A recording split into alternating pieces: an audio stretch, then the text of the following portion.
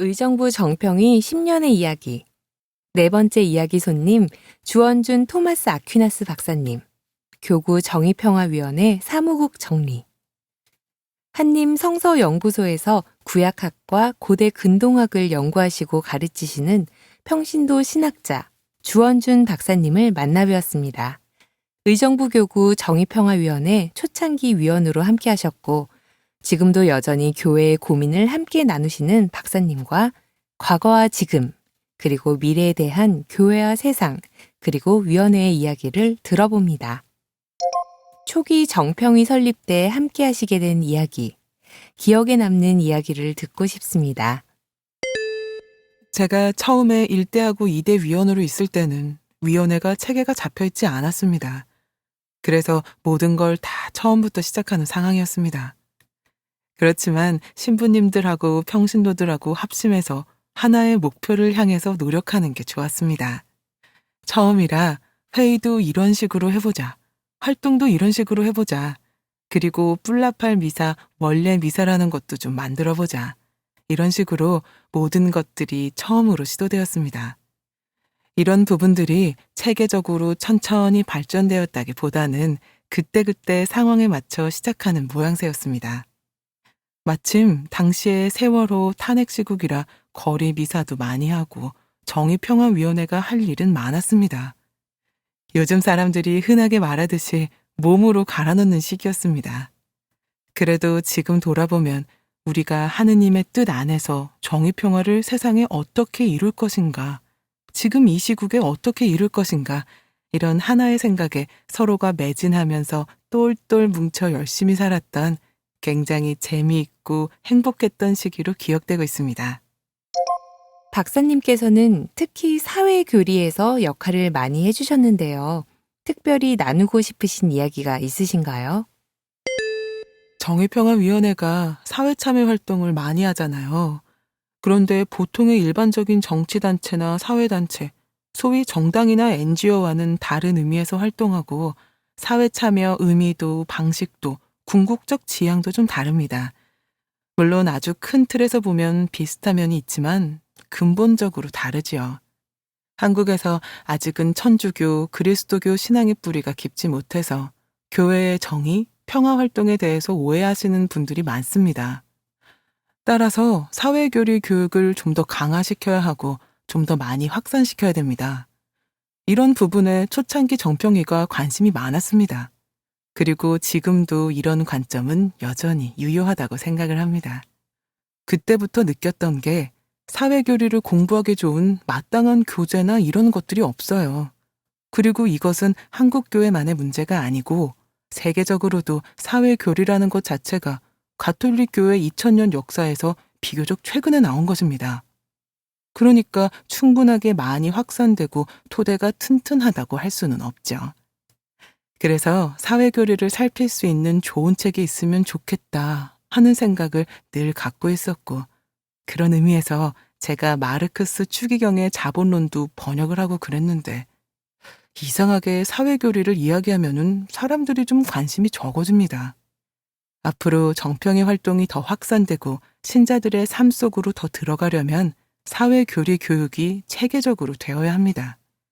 이는 정평이만의 역할은 아니고 정평이와 함께 교회의 다른 지체들도 고민을 해야 됩니다. 사회교리의 근원적 오해는 어디서 시작되었을까요? 두세 가지 이유를 쉽게 생각해 볼 수가 있는데요.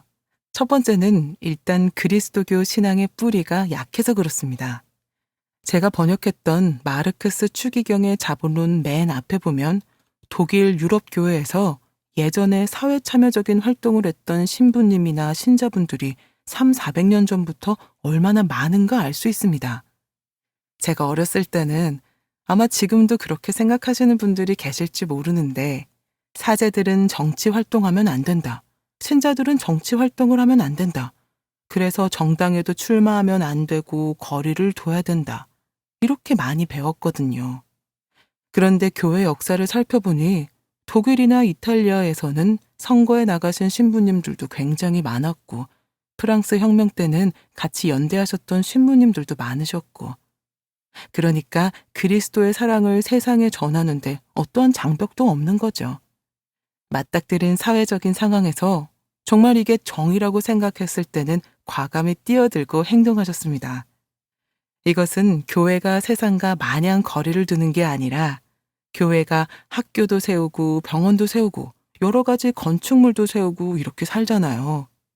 이처럼 사회 활동에서도 교회는 교회 나름의 어떤 영역이라든지 공간을 확보하면서 일반 사회와는 다르게 그리스도의 뜻은 이런 것이다 라고 펼쳐 보이는 것이 필요합니다. 유럽에서는 이런 역사적 경험이 엄청 많았는데 우리나라는 이런 경험이 전혀 없었다는 게 첫 이유고요. 두 번째는 우리나라는 반공주의가 굉장히 강하죠.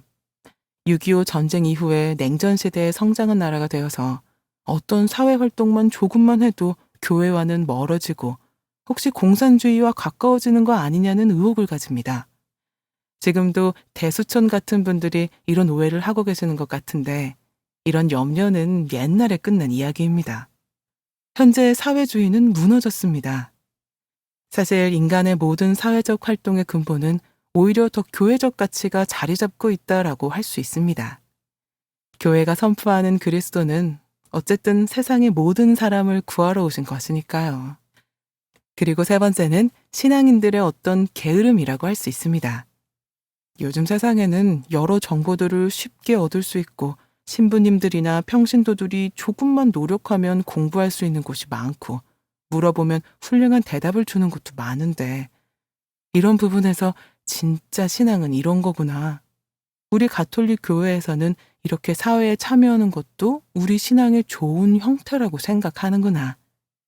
교회가 사회복지단체를 운영하고 난민을 돕는 봉사활동과 사회적 참여는 근본적으로는 그리스도께서 하시는 일이고 주님의 도구가 되어 하는 일인 교회의 모든 동등한 활동인데 아직도 받아들이기 어려워하시는 것은 본인 스스로 좀 더 노력해야 할 부분이 아닌가 생각합니다. 이는 평신도 신앙인들도 그렇고 일부 사제나 수도자한테도 적용할 수 있는 이야기입니다.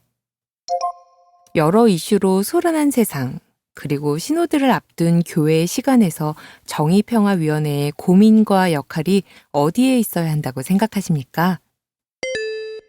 세상이 하느님의 뜻에 따라서 전진하는 계절이 있을 때 같이 그러니까 봄이 오면 여름이 오고 여름이 오면 가을이 와야 되는데 여름 다음에 가을이 안 오고 막 갑자기 뒤로 가는 것 같고 막 이럴 때가 있습니다. 그리고 지금 우리나라나 미국이나 유럽이 약간 좀 그런 때 아닌가 생각이 듭니다. 또 이런 계절이 오다가 인간이 생각할 수 없는 어떤 순간에 하느님께서는 세상을 앞으로 이끌어 주시기도 하니까 믿음을 가져야 될 것 같습니다.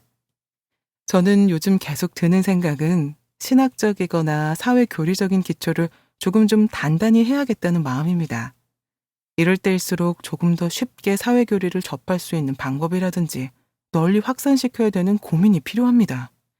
특히 교회에 젊은이들이 많이 없는데 이제 젊은이들이 수긍할 수 있고 젊은이들이 좀 매력을 느낄 수 있는 어떤 사회교리, 사회교리적 방법 이런 것에 대해서 우리가 조금 고민을 좀 해야 되지 않을까 생각합니다. 그래서 세계 교회 차원이라든지 주교회 차원에서도 중요하지만 지금 한국의 젊은이들한테 그러니까 가톨릭 젊은이들, 그리스도교 젊은이들은 물론이고 교회를 접해보지 못한 젊은이더라도 가톨릭 교회 사회교리를 보고 교회에 대해서 매력을 느낄 수 있을 정도의 내용을 계속 발굴하는 작업들을 수행하는 역할이 요청됩니다. 평신도 신학자로서 정의평화위원회 위원으로서 여러 시간을 함께 하시면서 사회교리 관점에서 평신도의 역할은 무엇이라고 생각하십니까? 평신도가 세상에 대해 전문가라고 하지만 세상 안에서 살면서 그리스도의 뜻을 따르자 한다면 세상 안에서 다른 사람들과는 조금 다르게 살아야 됩니다. 그러니까 겉모양이나 사용하는 언어나 밥 먹고 화장실 가는 것에서는 평신도는 다른 사람하고 똑같죠. 그런데 생각하는 것, 영적인 면이라든지 궁극적 지향 같은 것은 일반 세속 사람들과 달라야 됩니다. 그렇게 하기 위해선 내 분야에서 세상과 다르게 사는 건 무엇인가? 내 분야에서 세상과 똑같게 사는 것은 무엇인가? 이런 질문을 해보시는 게 좋을 것 같습니다. 이를 위해서는 많은 기도와 많은 노력이 필요하죠. 그리고 그냥 기도로만 되는 건 아니고 여러 가지 활동이라든지 교육이라든지 이런 게 필요합니다. 그런데 이런 노력을 신부님들이나 아니면 일부 신학자들한테만 맡기면 안 되고 스스로 찾는 방법이 필요합니다.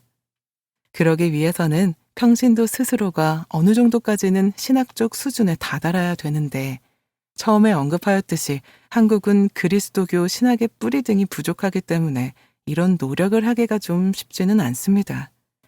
그래서 앞으로도 궁극적 지향으로 젊은이들, 평신도들 중에서 좀 더 주님의 뜻에 가까운 평신도로 살고자 하는 사람이라면 내가 과연 세상 안에서 무엇을 다르게 살아야 되고 어떤 중심을 좀 지녀야 되는지, 그리고 이런 것에 대해서 같이 이야기하고 나누고 기회가 더 많이 열려야 한다고 생각합니다. 10년을 맞이한 정의평화위원회에게 덕담 한마디 부탁드립니다. 정평이는 우선 의정부 교구 안에 있지 않습니까? 의정부 교구는 한국 교회에서 차지하는 위치가 독특하면서도 굉장히 중요하다고 생각합니다.